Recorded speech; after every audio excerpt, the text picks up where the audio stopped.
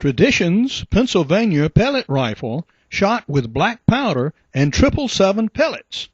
I'm the author of Extreme Muzzleloading, and I'm getting this rifle ready to hunt this season. I'm Hovey Smith, the Backyard Sportsman. And this year, among the guns I'm going to be hunting with is this Traditions Pennsylvania pellet rifle. Now, it's called a pellet rifle because it does actually shoot Pyrodex pellets, although I don't happen to have any. But we're going to be shooting 777 pellets, or at least seeing how they do out of this gun. Now, this is a flintlock. Yeah, got a piece of flint in it, in this case a cut agate. And if you shoot flint, yeah, you want to have some spares around. Yeah, you sure do. And also some pellets, and this is an unopened box of 777, so we'll see how they do. Another useful accessory if you shoot flint is a little napping hammer like this. This happens to be made by Thompson Center, but you use it just to tap, tap, tap, tap, tap, tap, tap to keep your flint fresh. Okay, and has a little ring of tools, including something to adjust the cock with, a little pan brush, cute little thing, yeah, clean out the pan, and this to open up the touch hole. All right, now flintlock guns are primed with 4FG black powder, and that's what this little horn contains. And we're going to be testing two different types of bullets. This bullet here is a full 50 caliber, and it is a hollow based bullet. And we also have some of Traditions Sabot projectiles. But first thing, we're going to shoot a regular black powder 100 grain charge out of it, as well as one of Traditions' newer bullets.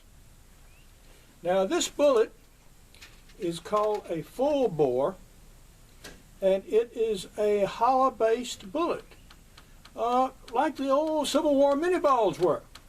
So this doesn't use a Sabot, and it doesn't use patches. It loads just straight down the bore. And as you see, it is a hollow pointed projectile. And we set our powder measure for 100 grains.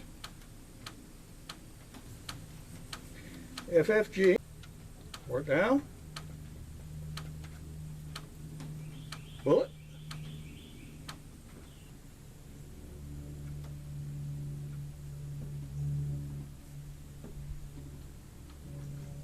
a little difficult to get started straight, but it started now. Okay, pushes down good.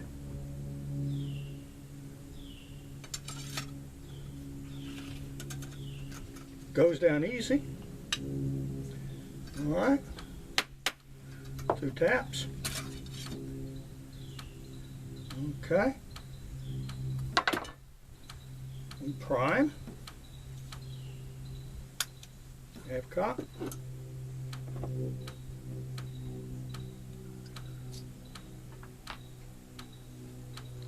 Four FG priming powder. Don't want to fill the pan, about halfway full is fine. Close the pan. Okay, we're ready to do it, guys. Got us a 50-yard target down there.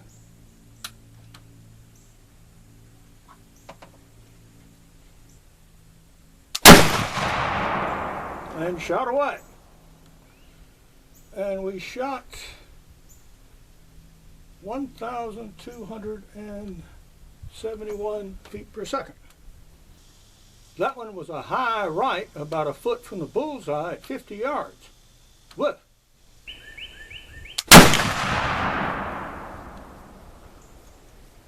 All right, 1,307. It's working at a little higher pressures now. Now that was in the black and about 3 inches from the center of the target. So about 10 inches away from the previous shot. Well, none of that's any good. Okay, I'm going to have to clean this bore now. It's getting pretty fouled. And then we'll try another round. Well, that shot struck within 1.25 inches of the second round. So yeah, that's where this load will shoot out of this gun. I think what's critical about these particular bullets is you've got to make sure that they're loaded straight. And so this does not have a relieved muzzle like some guns do. So consequently, index them up on the end of the muzzle. Take your little mallet or something similar. Just tap it down to make sure you get it started straight. And then seat it straight and the bullets will fly true. Going to wipe the bore here.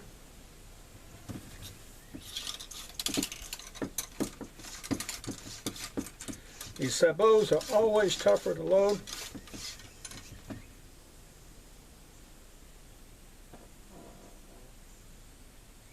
Well, you might ask, well, what do you do when you're in the field? You got a beastie down, you got to get one down in a hurry. Well, you fight through it, I guess. Or, if you're really, really fortunate, you have a secondary gun with you, like a handgun, so you can get a rapid second shot. Same charge of powder, 100 grains.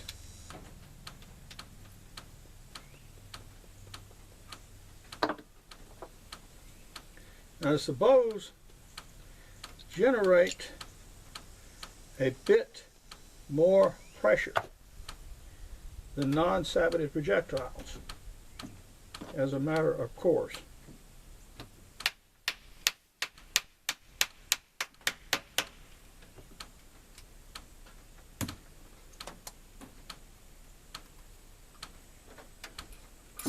Now this is stiff to load down the bore, even though I just cleaned it, as you saw.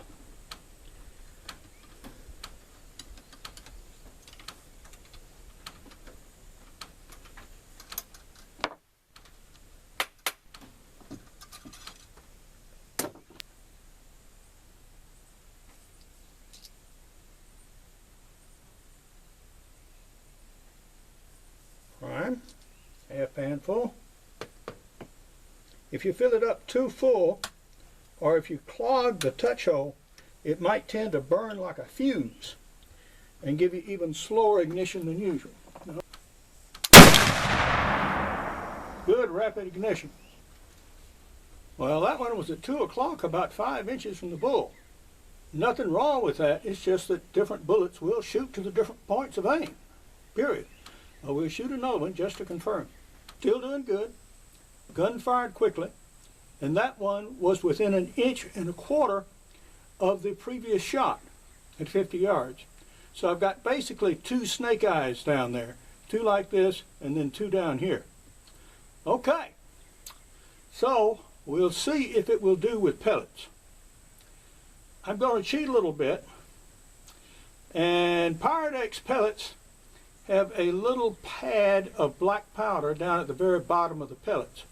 And so you've got to load these pellets black powder in down.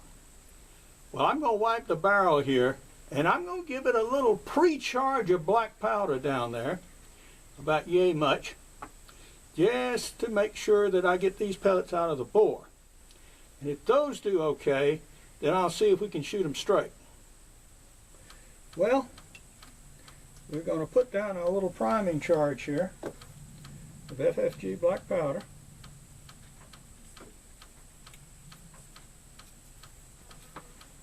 And 2 TripleSeven pellets, 1.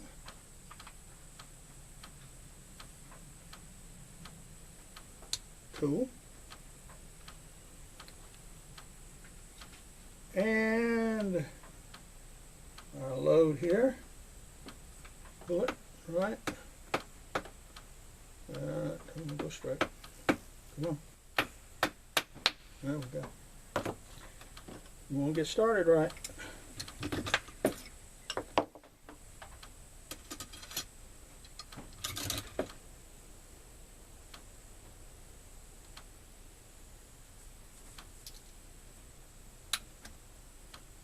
Okay, now this is going to be interesting.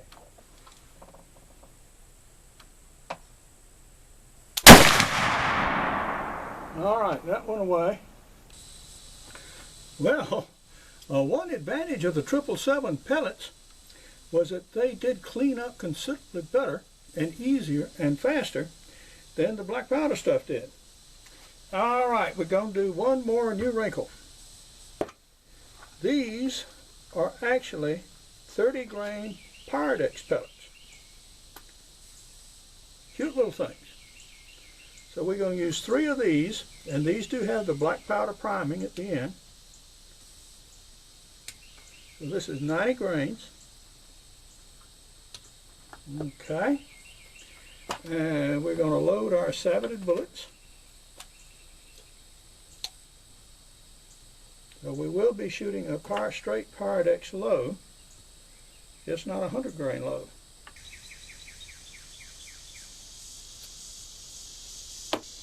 And see what we can do. Gnats here are terrible, by the way, today. Getting in my nose and eyes and everywhere else. You'll notice that I was holding here for a full 10 seconds before I brought the gun down.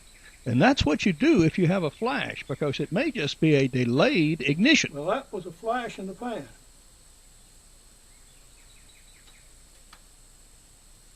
The prime fired, but the material on the inside did not. Not good.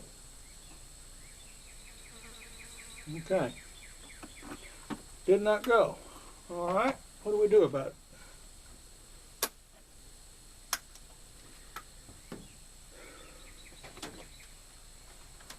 We'll actually tease some powder down in here.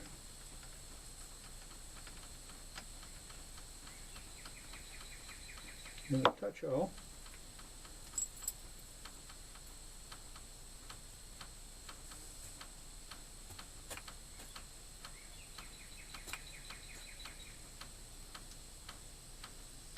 Move the rest back in the pan.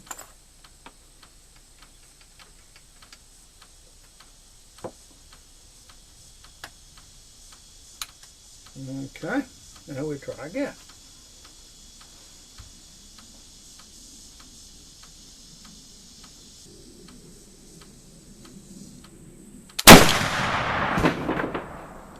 All right, that one went 1,365 feet per second. Now we're going to go with our 30 grain Pyrodex priming pellet right here, and 2 50 caliber 50 grain 777 pellets, and Sabot bullet. Now this is the strongest load that we've shot thus far, because we're actually shooting the equivalent of 130 grains of powder.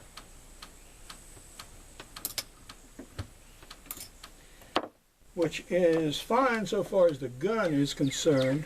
With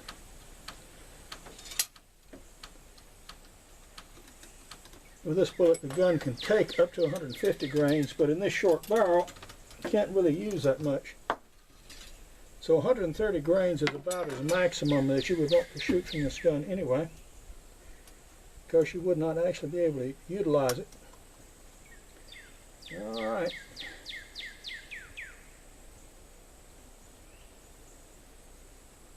I'll make everything copacetic here again. Like we did before, ease a little priming powder down into the barrel.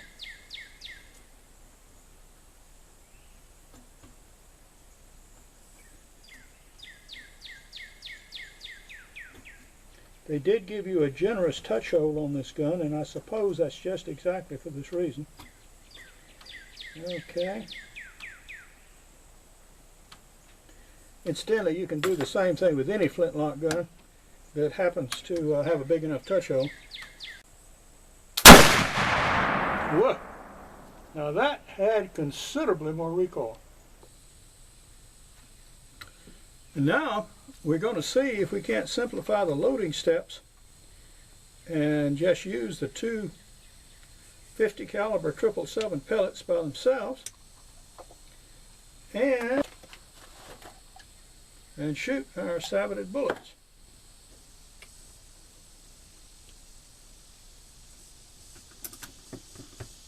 Okay, goes all the way down.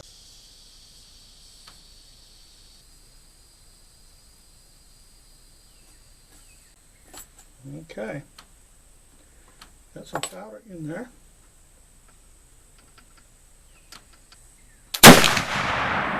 That went very well indeed. Well, what is this telling us about this gun thus far? So far as flintlocks go, this one is doing very well. So far as firing is concerned for a Sabot flintlock. Custom flint guns, you can get more shots out of them. But this lock is doing very, very well indeed. It's much improved over the previous flintlocks that Traditions sold. It's much more reliable. And it is certainly more reliable than the Thompson Center flintlocks, by the way. All right. Now we fired 11 shots here. Sort of confusing, but we got consistent sort of 2-shot groupings. One here, one here, one here, one here, depending on the loads that we shot. Now it doesn't make any difference at this stage if it happened to hit the bullseye or not. It's just how close the pattern was. And the best results we've gotten thus far have been with a pre-prime of black powder followed by 2 .45 caliber 777 pellets, which delivered right here. So this is a load that looks like it's going to be worth developing. The black powder load will do fine, but does leave a lot of fouling in the barrel. Here we have our Pennsylvania pellet rifle and an adequate sight-in target for this stage of the game. Look, we had a couple of shots here, and then I adjusted and somewhat over-adjusted, and that moved them here. And then the final shot right here cutting the X-ray. Well, with iron sights, I can't hold much closer than that. So that is pretty good. And what we found worked best and easiest was 2 50-grain 777 pellets, and you tease 4F priming powder through the touch hole here to the back of the pellets to make sure they fire. You do that, and it works. It works well, and yeah, that'll kill your critters. But now, this is Hovey Smith, reminding you to hunt what you eat and eat what you hunt. Be legal, be ethical, be safe. Goodbye, God bless, and see you next time. Besides being the author of Extreme Muzzleloading, I have other books like Backyard Deer Hunting, Crossbow Hunting, and even Practical Bow Fishing available as softcovers and e-books. I also have a new e-book series on muzzleloading, including shooting and maintaining your muzzleloader. Now, the 2 bullets tried here were the 300-grain full bore and also the 250-grain Traditions Hunter hollow points. Now, because this gun doesn't have a relieved muzzle, it shot better with the saboted bullets. And my deer load for this gun would be a bullet about 200 to 300 grains with a Sabot and 2 50-grain Hodgson's 777 pellets. And remember, put that little prime back in the barrel.